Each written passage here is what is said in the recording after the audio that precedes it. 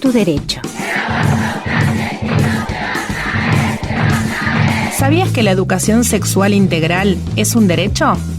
La escuela tiene que ser un lugar seguro para hablar de prevención de abuso sexual, derechos sexuales, identidad, orientación sexual, vínculos, métodos anticonceptivos e interrupción del embarazo. El compromiso con la ESI es de la escuela y de toda la comunidad. Educación sexual para decidir. Anticonceptivos para no abortar. Aborto legal, seguro y gratuito para no morir.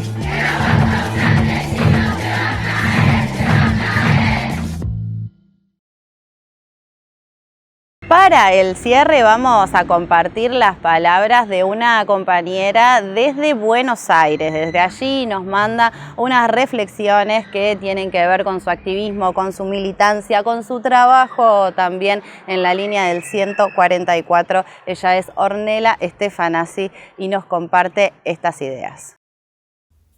Mi nombre es Ornella Stefanasi, soy lesbiana, feminista, militante por el derecho al aborto legal, seguro y gratuito, antifascista y una fiel militante de la ternura en todos sus campos y nociones.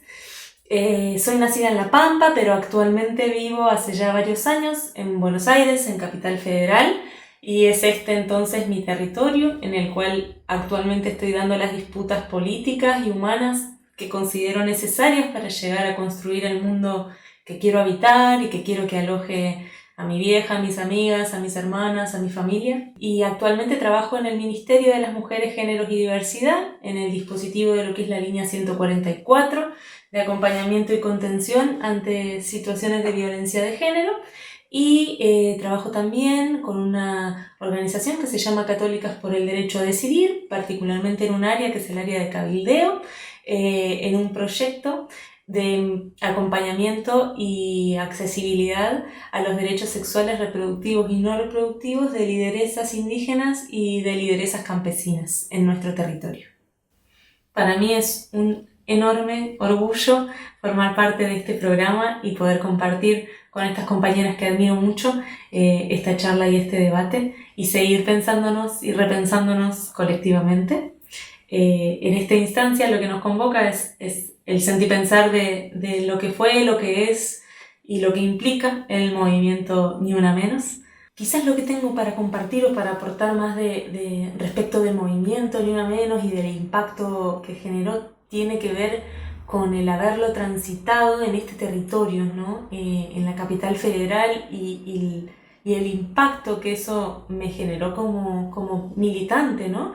Yo ya venía de espacios de participación y de militancia y veníamos de una ola de femicidios muy horribles, ¿no? que fueron convulsionándonos cada vez más y generando esa pulsación, esa necesidad de encontrarnos, ¿no? Ya veníamos de instancias de encuentro, pero como esa necesidad de masificación. Y creo que quizás es eso lo que sí tengo que pensar que me impacta más como militante en el recuerdo de ese momento histórico, tiene que ver con la masividad, ¿no? Veníamos de esta ola de femicidios y nos impacta por ahí el femicidio de Chiara, que fue una adolescente de 14 años que fue víctima de femicidio por quien era su compañero en ese momento, que era unos años nada más grande que ella.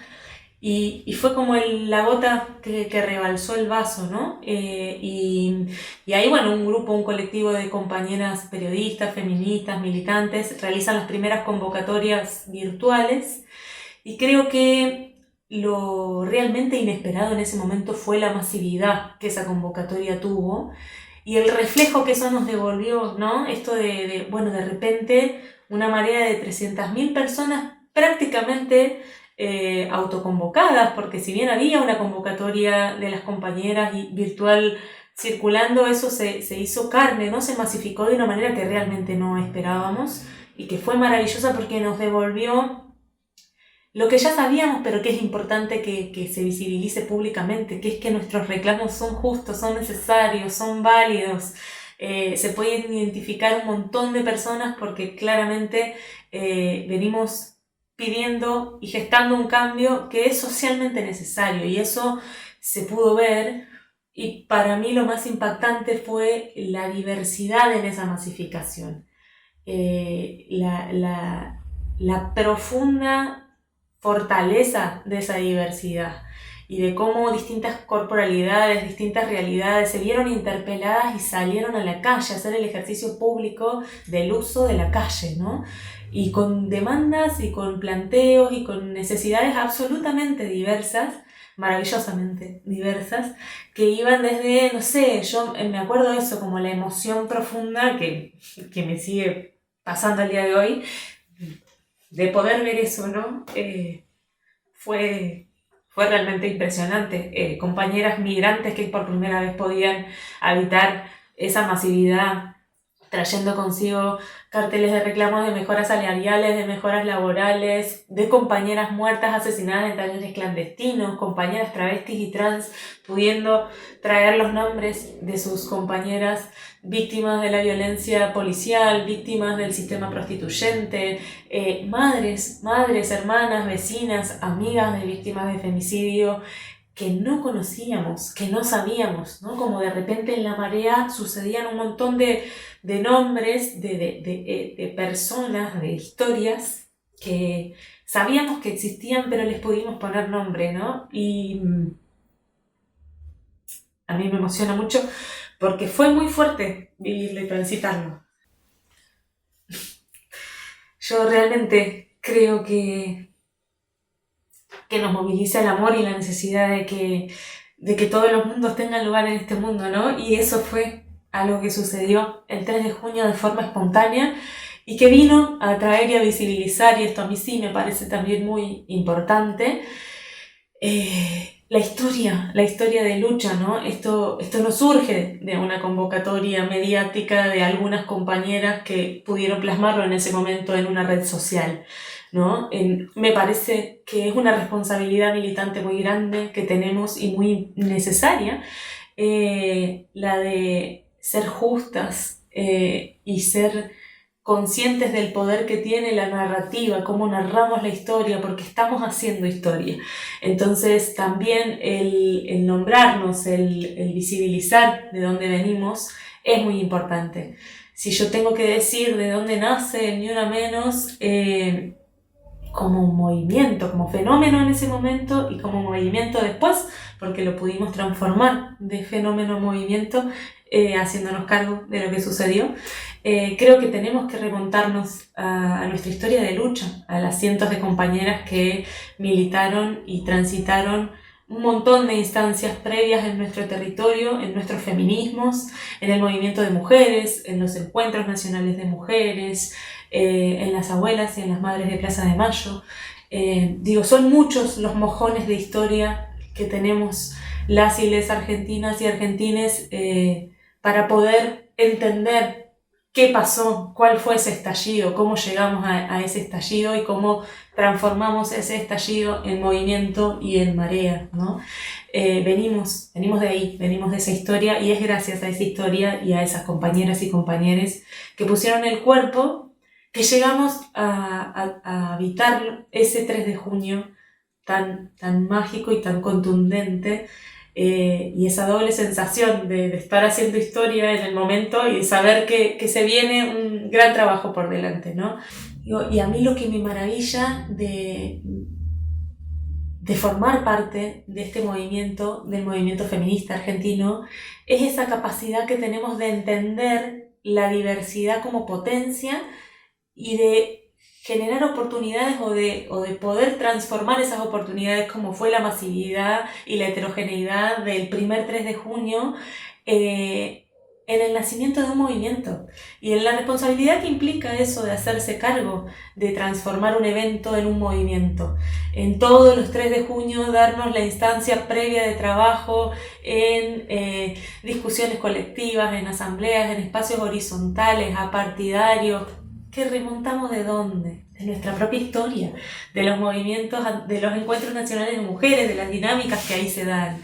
Entonces hay como algo ahí para mí maravilloso de que pudimos recolectar, porque fueron muchísimas las demandas que se pudieron ver en ese momento, y que entendimos que hacía falta seguir transformando eso para salir de la demanda a la política pública, para salir de la demanda al encuentro, para salir de la demanda a la organización, y me parece que lo más mágico que tiene para mí, o lo más transformador, fue eso, fue el entendernos en esa diversidad y el pensar esa diversidad de historias, de trayectos, de demandas, de necesidades, de visiones, de cosmovisiones, en nuestra potencia política.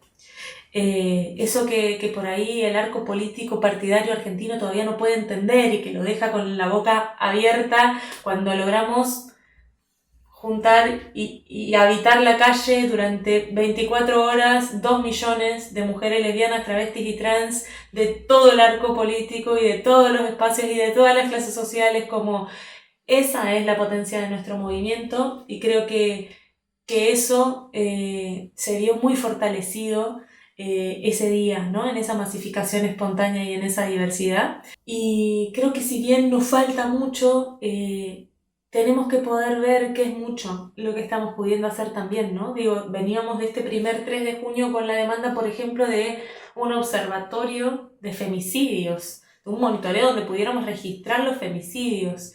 Y estamos aquí hoy con, efectivamente, ese espacio ganado, pero digo, también con un ministerio de mujeres, géneros y diversidad que es producto de esa lucha y de todo ese movimiento que los feminismos argentinos vienen haciendo, ¿no? De leyes, de un marco normativo muchísimo más amplio que hemos logrado y que vamos a seguir batallando para que siga creciendo y para la correcta implementación, ¿no? Pero tenemos tipo la ley Micaela, la ley Brisa, la ley 27610, ¿no? Como estamos hablando de en muy poco tiempo histórico logros realmente muy grandes. Y para mí otro impacto muy grande y muy valioso del movimiento Ni Una Menos y de la Marea Verde, ¿no? Fue la posibilidad del impacto y de la referencia que generó hacia el resto del mundo.